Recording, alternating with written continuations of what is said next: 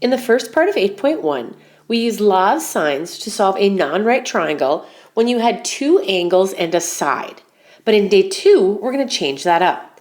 Still using law of sines, we now have the option of either 0, 1, or 2 triangles possible if we have a different set of given information.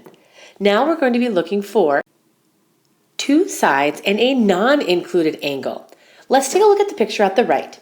Notice I have side B and side A marked for given lengths, and then angle B over on the right.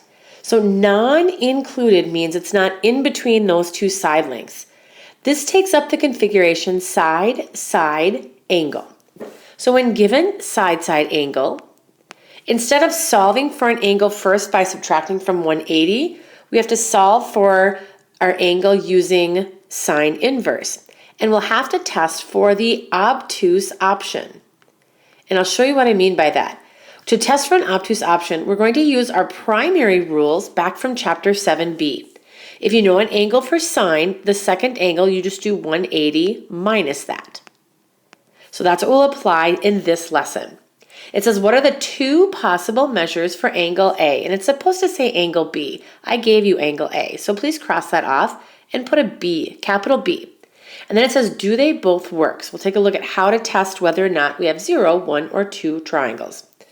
All right, looking at that picture on the left, we've got side B, side A, and then angle A. So we've got side, hang on, here we go. We've got side, side, and then a non-included angle. So this is that SSA rule.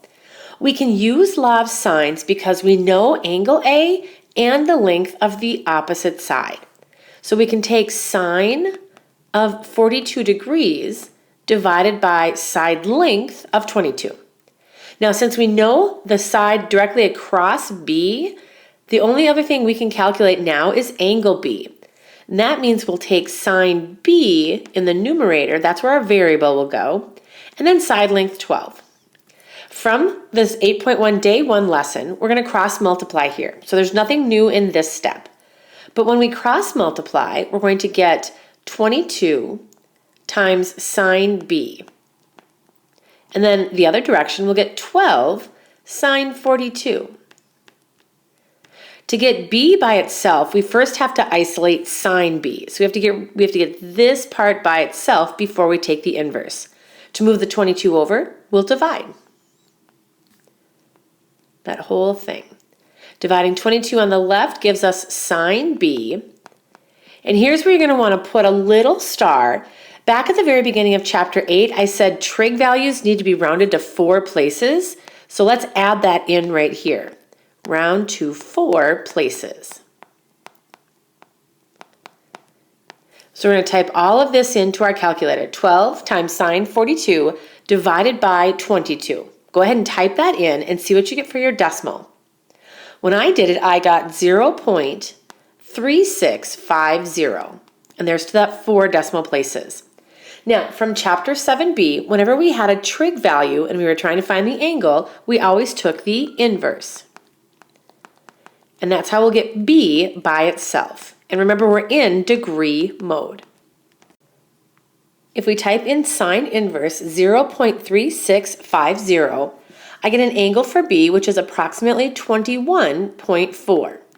So we'll keep that angle, and then we'll do the rule, the primary rule for sine, and we'll do 180 minus that. So 180 minus 21.4 means angle B could also equal 158.6. So these are technically the 2 possible options for B when we have side-side angle. But here's how you test them. So how do we know if they both work? We go to the original angle. If angle A, I'll just put a little angle symbol there. If angle A equals 42, then B, it could equal 21.4 because together they'd be less than 180. But what if B was that obtuse angle, 158.6? If you added these two together, they'd be bigger than 180 and we wouldn't even be able to find angle C. So we tried the obtuse measure for B, but because the first angle was already 42, that second angle would be too big. So it's not an option. So there's only one triangle possible, and angle B could only equal 21.4. This is the kind of process we'll have to apply when we have that side-side angle grouping.